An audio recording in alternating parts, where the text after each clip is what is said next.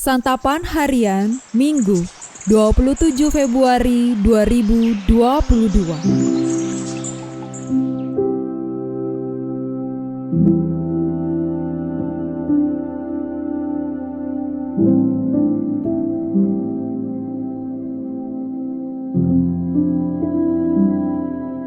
Inilah program Santapan Harian, sebuah program yang mengajak Anda menelusuri isi Alkitab, agar Anda menemukan makna firman Tuhan sesuai dengan konteksnya.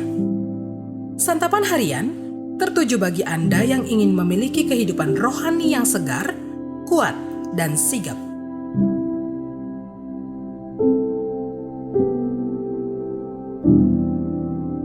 Hari ini kita akan membaca Yeremia pasalnya yang ke-22, ayatnya yang ke-13 hingga ayatnya yang ke-30.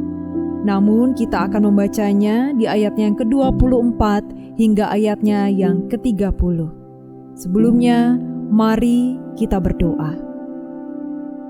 Kami siapkan hati ini untuk menerima sabda-Mu ya Kristus. Di dalam nama-Mu, Yesus Kristus, Juru Selamat kami berdoa. Amin. Yeremia 22 ayat 24 sampai 30. Demi aku yang hidup, demikianlah firman Tuhan. Bahkan sekalipun Konya bin Yoyakim Raja Yehuda adalah sebagai cincin meterai pada tangan kananku, namun aku akan mencabut nyawa engkau.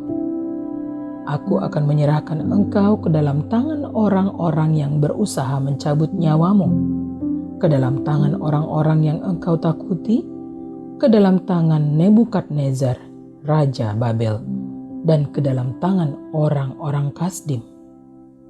Aku akan melemparkan engkau serta ibumu yang melahirkan engkau ke negeri lain, yang bukan tempat kelahiranmu.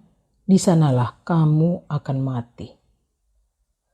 Tetapi ke negeri yang mereka rindukan untuk kembali ke situ, mereka tidak akan kembali. Adakah Konya ini suatu benda yang hina, yang akan dipecahkan orang, atau suatu periuk yang tidak disukai orang? Mengapakah ia dicampakkan dan dilemparkan ke negeri yang tidak dikenalnya? Hai negeri, negeri, negeri, dengarlah firman Tuhan. Beginilah firman Tuhan. Catatlah orang ini sebagai orang yang tak punya anak, sebagai laki-laki yang tidak pernah berhasil dalam hidupnya.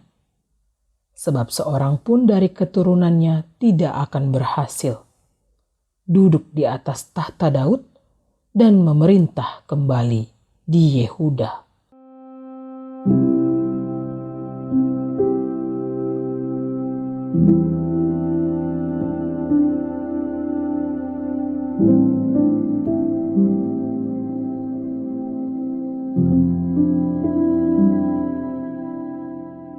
Sahabat Santapan Harian, bacaan kali ini berisi nubuat kepada dua raja Yehuda, yaitu Yoyakim dan Konya.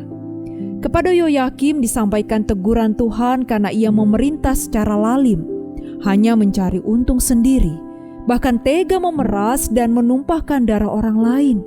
Karena itu tidak akan ada orang yang meratapi kematiannya. Kepada Konya juga disampaikan mengenai kesusahan yang akan ia alami, yaitu ia akan dibuang ke Babel dan tidak akan ada lagi keturunannya yang menjadi Raja Yehuda. Yoyakim dan Konya adalah anak dan cucu dari Raja Yosia. Yoyakim menjadi raja menggantikan saudaranya, Yoahas, yang ditawan Firaun Neko ke Mesir. Raja Yosia merupakan raja yang melakukan keadilan dan kebenaran. Yosia juga melakukan pembaruan iman dan hidup keagamaan di Yehuda dan berbalik untuk beribadah hanya kepada Tuhan. Tidak pernah ada, baik sebelum dan sesudahnya, seorang raja Yehuda yang sepenuhnya mengasihi Tuhan seperti Yosia. Segala kebaikan dan kebenaran yang dilakukan Yosia bisa saja diteruskan dan diikuti oleh anak cucunya. Yoyakim dan Konya bisa saja memilih untuk menjadi raja yang baik seperti Yosia. Namun sebaliknya, mereka memilih untuk mengabaikan teladan Yosia. Mereka memerintah menurut pandangan dan kehendak mereka sendiri. Itu semua membuat mereka jatuh ke dalam kejahatan dan penderitaan. Kata pepatah, buah jatuh tidak jauh dari pohonnya. Tetapi dalam hidup beriman sering kita jumpai hal yang tidak demikian. Memiliki orang tua yang baik dan berhasil tidak menjamin anak-anaknya akan demikian. Begitu pula sebaliknya. Memiliki orang tua yang lalim dan gagal tidak berarti anak-anaknya akan demikian juga. Kita bertanggung jawab atas diri kita sendiri. Dalam kehidupan ini ada banyak sekali teladan, baik yang bisa kita lihat, pelajari, dan ikuti demi menjadi orang baik. Entah dari orang lain, orang tua, sahabat, pimpinan, bahkan anak-anak. Pilihlah teladan yang baik sesuai dengan kehendak Tuhan. Mari kita berdoa. Banyak hal yang kami pelajari dalam perjalanan hidup ini. Berbagai pembelajaran dan rupa-rupa wajah yang memberikan teladan bagi kami. Terima kasih ya Tuhan. Cara-Mu untuk mendidik kami melalui pergumulan dan juga kehadiran sesama telah membentuk kami untuk semakin dekat dan bersandar kepadamu. Di dalam kasih-Mu Kristus, kami bertelut. Amin.